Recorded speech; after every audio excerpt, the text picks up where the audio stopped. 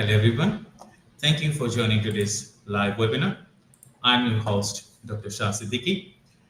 Today we have a very special episode and I have two special guests. And you probably seen them on my past lives. But today we're going to be discussing lived experience at work, listening and learning from disabled colleagues. So we're going to be talking to a very important person.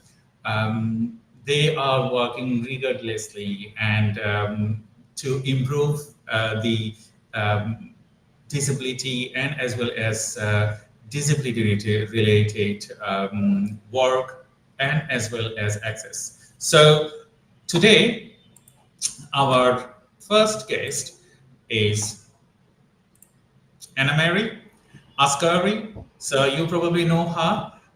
We've been to a couple of lives together, and it's a great pleasure, Anna-Mary, to have you with us. How are you today? Oh, thank you so much, and thank you for inviting me to come to today's session. Yeah, I'm the Development Director of Toucan Diversity, and I'm really pleased to be here today. Thank you very much, Anna-Mary. So I will introduce our next guest, and the fabulous Rob Trent. And we also done, every month we do a live from Access Advisor. But today we combined Anna-Mary and Rob Trent together to talk about disability and lived experience, how we are managing and coping, and how we are supporting disabled communities as well as less able communities. So Anna-Mary, I just wanted to ask you the first thing. If you could tell us, the viewers, a little bit about Toucan Diversity, how it is supporting disabled people. Yeah, well, we are a disabled people-led organization. So 80% of the people who are involved with Toucan have a lived experience of a disability. So that knowledge, which all our people who are involved with Toucan bring to the table is really huge, and inclusion means everything to us. So it's not just a word. Because every single person who is involved with Toucan has experienced some kind of discrimination, and we want to make sure that anybody who is involved is supported as good as possible. And so what we do, we deliver disability equality training.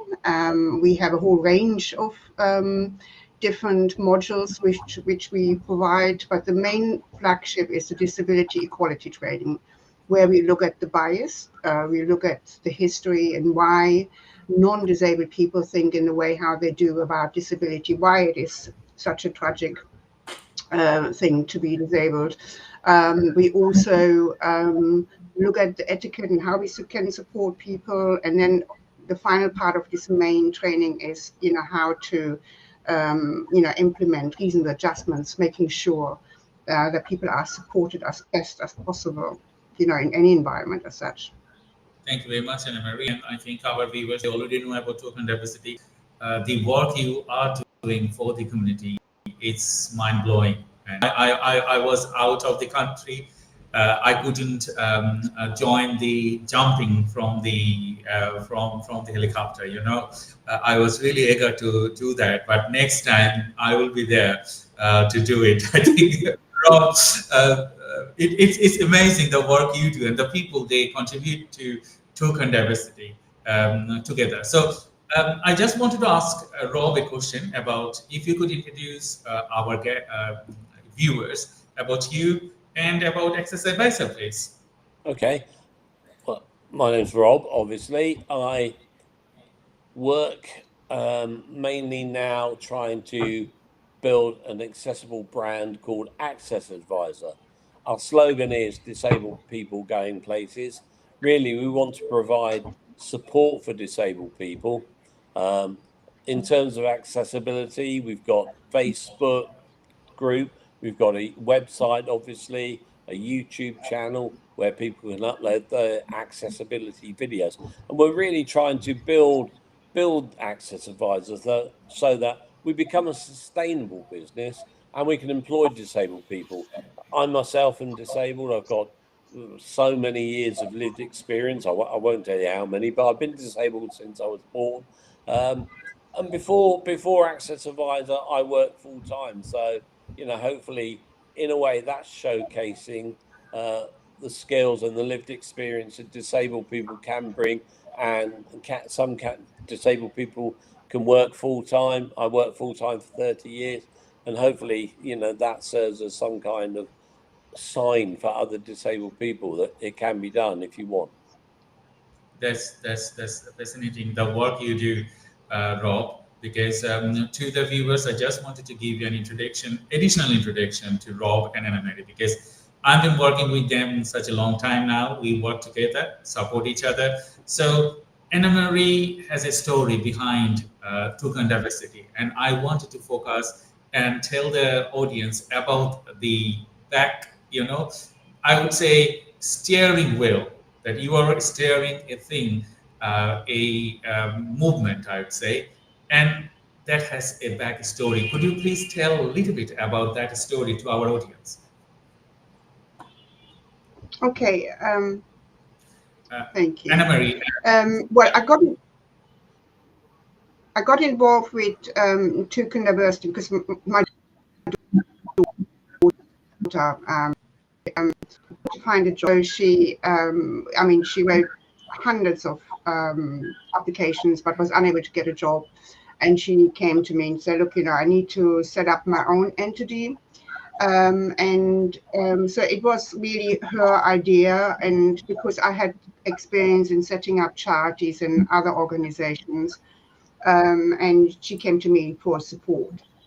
So that's what we did. That's the story. And unfortunately, so she was a wheelchair user, and so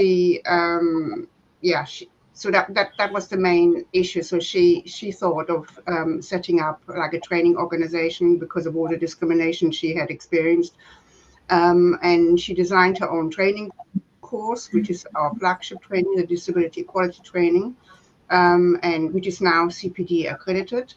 And yes, so unfortunately, Madisa passed away in 2020, which is 5 years now. I just cannot believe it. And we, as a board, we decided at the time to continue with her work because she put so many years of effort into it. So I think, and it really resonates with all of us to continue the work and ensuring that there is, a supportive place for disabled people out there, that they can get into work. And I think we do, achieve that, with organizations who actually commission us to deliver our training. Thank you, Anna Mary, because I was tasked when I hear about your story, your daughter and other things. And I also know about Rob, and Rob is a mouth artist. If you don't know, anyone there joined today. So Rob, yes, we're working together for Access Advisor to grow it to the next levels. And it's a movement, and we're going to be win in this race. And that is our challenge. Yeah. Can you tell us a bit more to the audience, why Access Advisor? Why you have come up with this excellent idea for bringing it to their audience? I just think, to me, it was obvious. I've had so many years of putting up with poor accessibility, dealing with excuses that people make, asked to leave places because back in the 70s my wheelchair was deemed a fire risk, and that's an excuse that I never thought I'd hear again, but you still hear it again today. So, I just got fed up with it, and I thought, well, there must be a better way. There must be a better way of letting disabled people know my experience or other people's experience of accessibility at certain venues. And that's how Access Advisor was set up, really. It isn't just about me. I don't want it just to be about my experience, because my experience is just that, really. I want it to be for disabled people who aren't wheelchair users, for neurodivergent disabled people, and all kinds of disabilities. And it'll only grow with the input of everybody, with different kinds of disabilities and their allies, And accessibility, although it's mainly around disabled people, there are issues for people with pushchairs and prams or cyclists, and maybe this website, in a way, inadvertently helps those groups as well. Thank you, Rob. Thank you, Rob. So now we're going to be going to asking individual questions. So as you refer to neurodiversity, this is our first topic that we wanted to talk about. Nowadays there is a movement about neurodiversity. People value us that much that, okay, neurodiversity means different blood, neurodiversity means fresh ideas, neurodiversity means, okay, they can work like a machine, all those things. I wanted to ask one question to Anna Marie. Because you support different type of support for autism, dyslexia, and apraxia, and all together. Why you think that neurodivergent people are an asset rather than making them a superhero?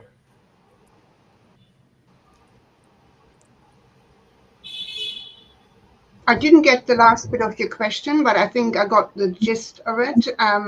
I think society would be a very poor society if we wouldn't have the amazing brains and understanding of people who are neurodivergent, because you just have to look at grants and all these amazing creative minds who have been out there, who are well known.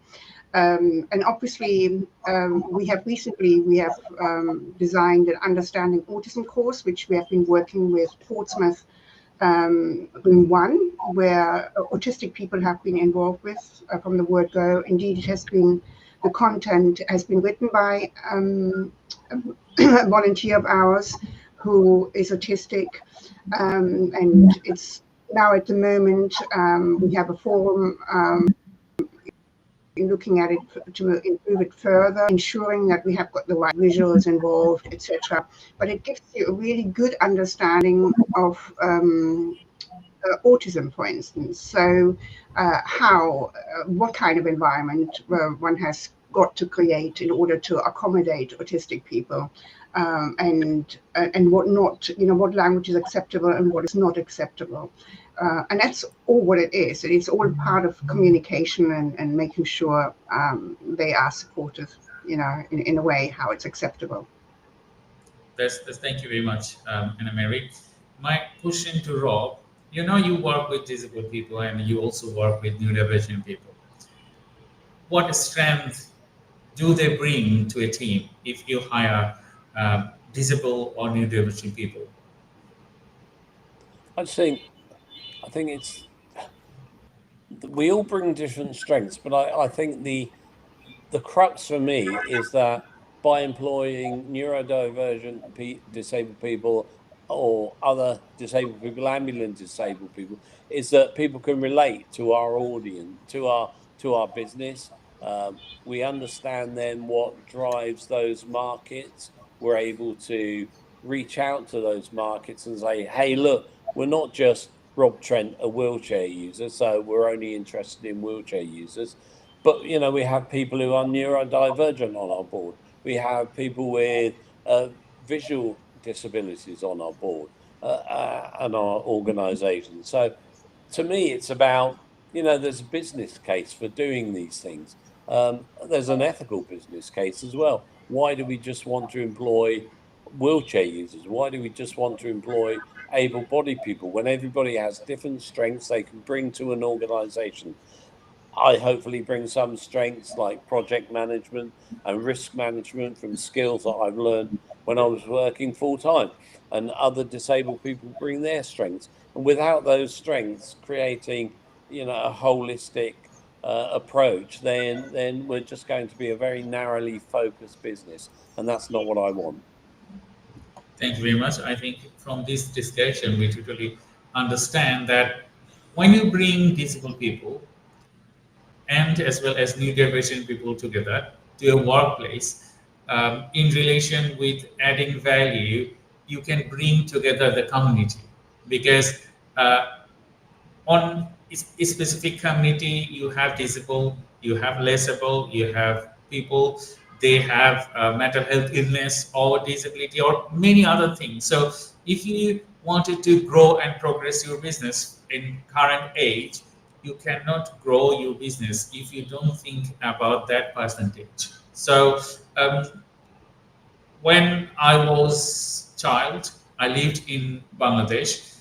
People here, they don't understand disability, they don't understand neurodiversity.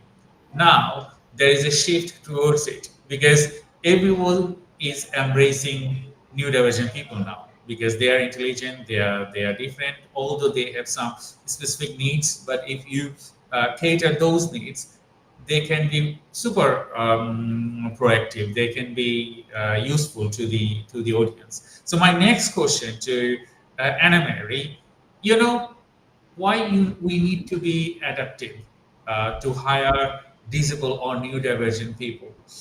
What we should think before we start adaptation. Yeah, it really depends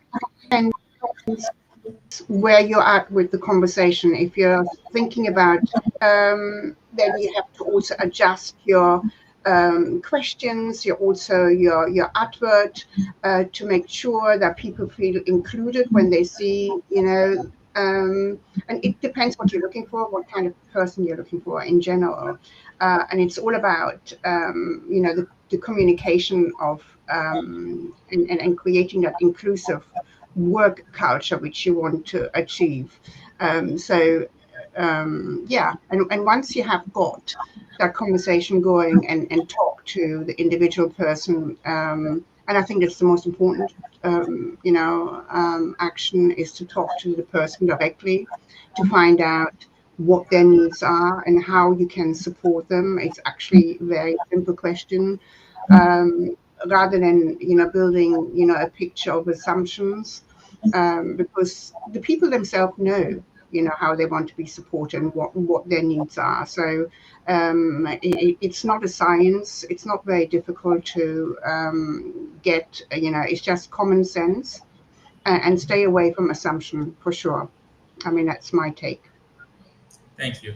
I just wanted to ask a question to Rob as well, because you know you have lived experience working with, working with all classes of people. I have seen myself in my lifetime that usually colleagues, they become your enemy because as a disabled person you're getting some extra benefits and they're not getting that benefits because they are more able than as usual you are. So in that scenario, how you have managed these things? Because I know that in workplace still this is happening. Like, okay, people, they are more able than you. They think about, okay, he's getting or she's getting more benefits than as usual. I mean, I must say I've been fairly lucky in my career and in my life. I've not really met a lot of that in terms of jealousy or envy, and I've always tried when I'm working, you know, to work alongside other people and give the best that I can and show that I'm doing the best I can. Any assistance I've been given hasn't, I don't think, favored me over anyone else. It's just allowed me to do the job to the best of my ability, and that's what an organization wants. It's for you to do the job to the best of your ability. Now, I think, you know, sort of, I'm lost for the word, but jealousy or envy over benefits is luckily something I've not really come across in my life. That's great, Adam, Rob. So I wanted to ask a question to Anna Mary. You know, you do a lot of training to work levels and as well as individual. You work with students as well. Do you feel anything right now that they need when you talk about specific training or change of behavior? Like we need to be adaptive with disabled people and as well as neurodivergent people. Do you see any changes towards human behavior when you training workforce or students about learning disability or neurodiversity? I mean, it's really difficult because that's, part of our impact study as well, to see actually if people are shifting with their attitude towards starting to employ people. I mean, with regards to learning disability, like what you just mentioned, there is a lot of support out there. They have got coaches, and usually they are on programs. But with actual real employment, that there's a lot of there is still a huge work which needs to be done, because only 5.6% of people with learning disability are in employment, and that includes often people with autism as well. So, and it's a huge chunk. If you think about, 53% of disabled people who are in employment, and then you have got, in comparison, you have got learning disabled people with 5.6% now, and that has been, a lot of money has gone into that. I do think the government has to take a different take on it. They have to work with government. They have to work with companies much more closer, because at the moment the ethos lies very much with the disabled person themselves. But it's the companies who are very reluctant to employ disabled people, and I think there must be another way. I mean, I have got some ideas, but I mean, obviously, till we really change the landscape for disabled people, things will just plod along. A lot of money will be poured in supporting individuals, but not very much will change actually. So, yeah. So, Rob, do you see any changes towards people's behavior? Because I think you have seen the beginning, and we are in the middle of the system change towards disabled people and new diversity. What changes do you think has been, you have seen or experienced so far? Okay, I think as I was growing up, the society was fairly not intolerant, but not really considerate of disabled people's needs. Then in the 70s and 80s, we started to see a big push towards inclusion, and that was led by disabled people themselves and ourselves. I fought along with someone else to be able to live independently here in Southampton, where I am now, and been living ever since. Independent living became a thing for many, many disabled people, and that was great. And so we started to see things like Motability really helping disabled people. I got a van which I was able to drive from my wheelchair. Despite my disability, it was joystick controlled. It cost a lot of money, but it helped me get to work, and it helped me get from work, and it helped me take my family out. And I think we saw a move towards sort of more inclusive society. But then along came austerity, and I think disabled people became financially the victims of that austerity, or the primary victims of that austerity.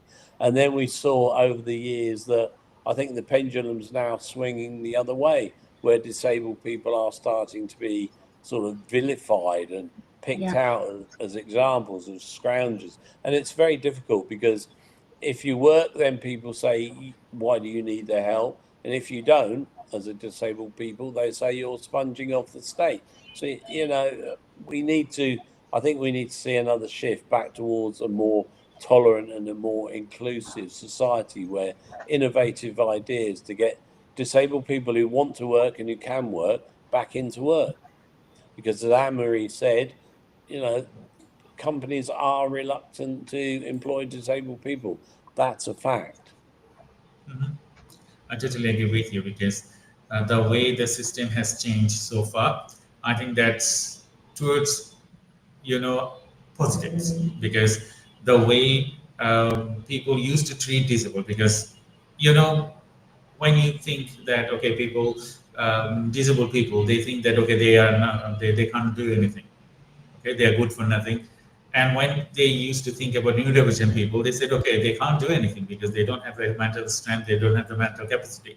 But the more research has been done and more, more and more people understood the disabled people and working with them, they understood that yes, you can work with disabled people and you can create magnificent things with disabled people, extraordinary things with disabled people. My next question to both of you, I want Anna Marie, you answer first. How can workplace better listen to and support disabled colleagues? I mean, what communication and foremost to find out how we them. And then it's about being flexible, working different, looking at people's strengths and focusing on that. And if wherever the weakness lies, get the support in place for them.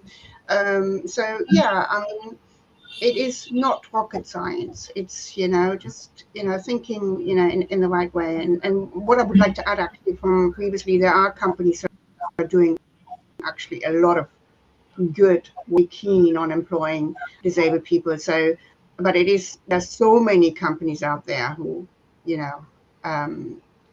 who could do better. So, it's just, I don't want to push every company with the same brush.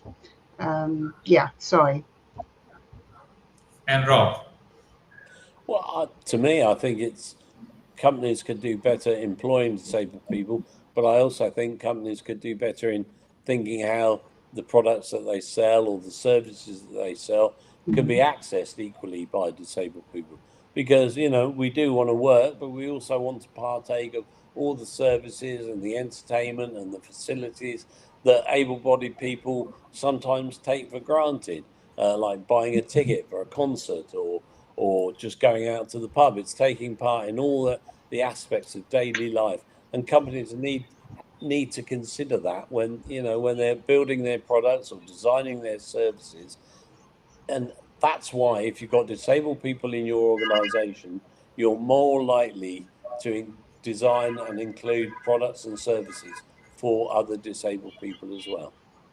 Thank you very much, Anna Marie and Rob. We had a pleasant session today, and to all the viewers, if you wanted to send us any question that we can discuss on this live webinar, we'll be more than happy to discuss them. We just got our first question. So just give me 1 second. So the question is from 𝗘𝘃𝗲 𝐵𝐻. How can technology improve accessibility at work? I think both of you can answer this question in different perspectives. Yeah, I mean, technology is huge. I mean, there's so many built-in software programs already within any laptop or system. Technology with Alexa, voice activated, and that you can then get smart sockets to go with that to help a person, and there are lots of organizations who can help you even further technology, to moving desks down and up and down and without much effort. Yeah, I mean, technology has been huge in creating, making it easier for disabled people, to be equal to their colleagues. I don't know about you, Rob. Rob. Anne-Marie stole all my answers, but I'll give you an idea. I mean, for me, technology. When I'm painting now, I've got an easel that was made to go up and down by the sound of my voice or the press of the button. So that's one aspect of how it helped me in my art. When I was at work, as Anne-Marie said, I had a desk that went up and down. Moved up and down, and I was able to control it. When I went to work, they fixed it up so that my security card was attached to my wheelchair, and every time I went to the barriers, they would automatically open without lifting it for me. In my art studio, I've got a voice controlled air conditioning, so I'm sitting in the nice warm heat now, and it's lovely. I've also got a voice controlled smart speaker. I mean, these are just things, you know, and technology is improving every day. You've got sticky keys options on the keyboards that weren't around back then. So it's really, you know, technology, I think, it can empower disabled people. But I think, and I'm going to go off on a lecture here, we must sort of make sure that we don't use it to alienate disabled people either, because technology is great, but there's that aspect of human interaction, you know, that we all want and need. And so things like, I don't know, AI robots talking to people don't necessarily replace human interaction. That's Thank my you, Rob. sermon for the day. Yeah. So, you know, technology is really supportive, I would say, for disabled people, because if I think about myself, I'm dyslexic and short memory, and I have lots of other disabilities. So in every situation, I have to utilize technology. So technology is upfront to help me in many situations. So thank you very much, Piali, for your question. I have next question from Zakir Khan. So he said, how can workplace better listen to and support disabled colleagues?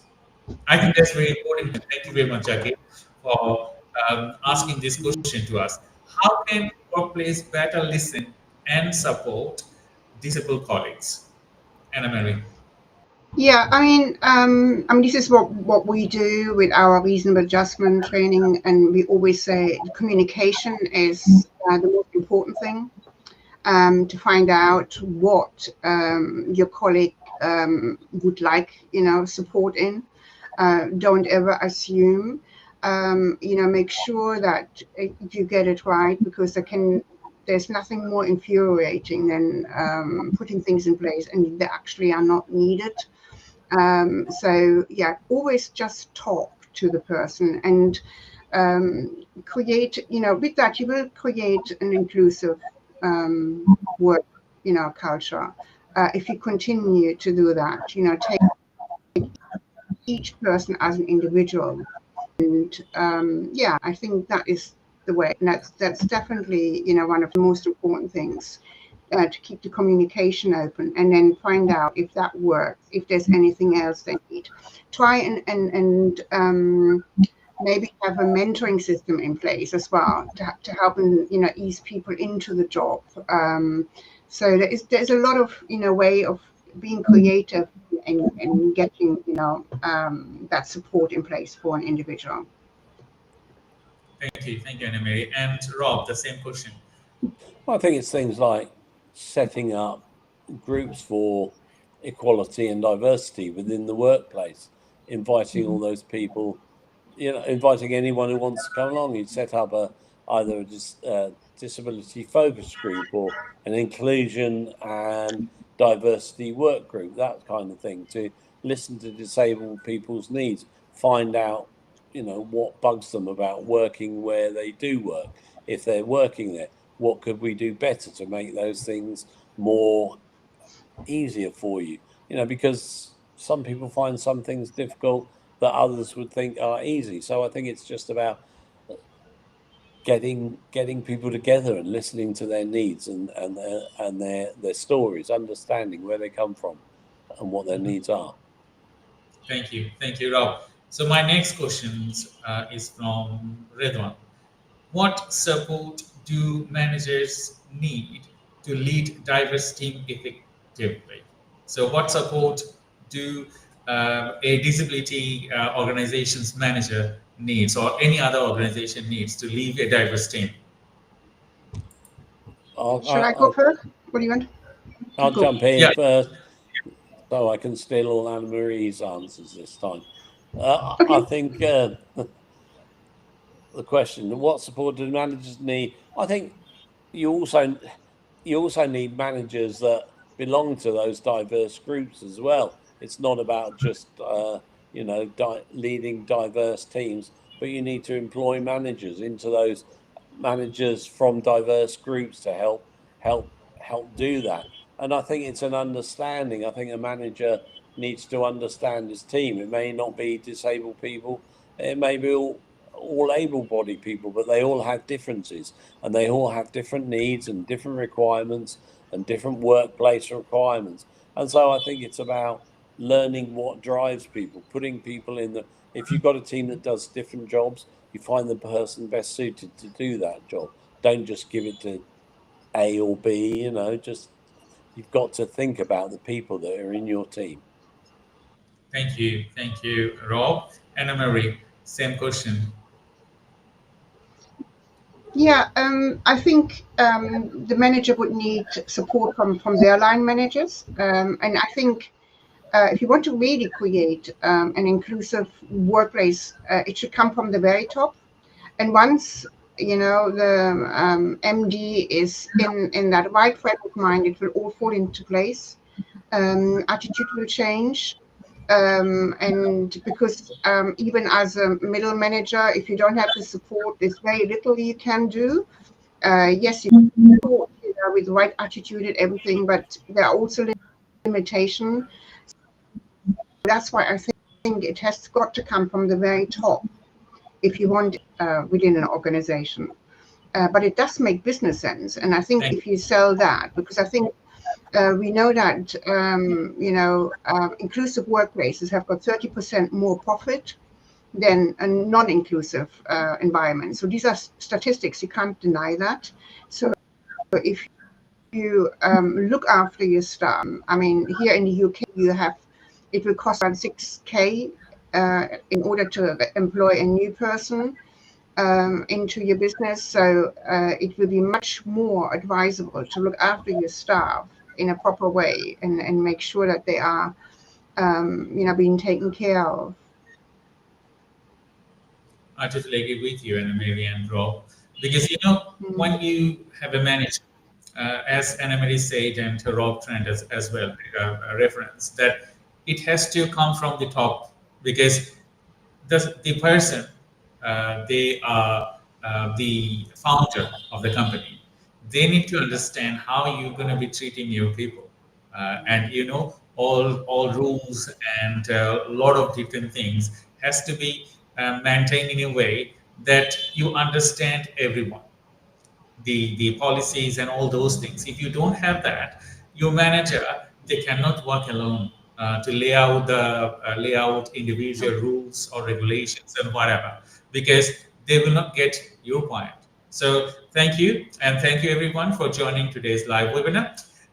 We are nearly end of our session, so we have a few more minutes to talk about disabilities and as well as lived experience. And I just wanted to ask you, Anna Marie, can you share an experience working with maybe with organization, or maybe working with your colleagues?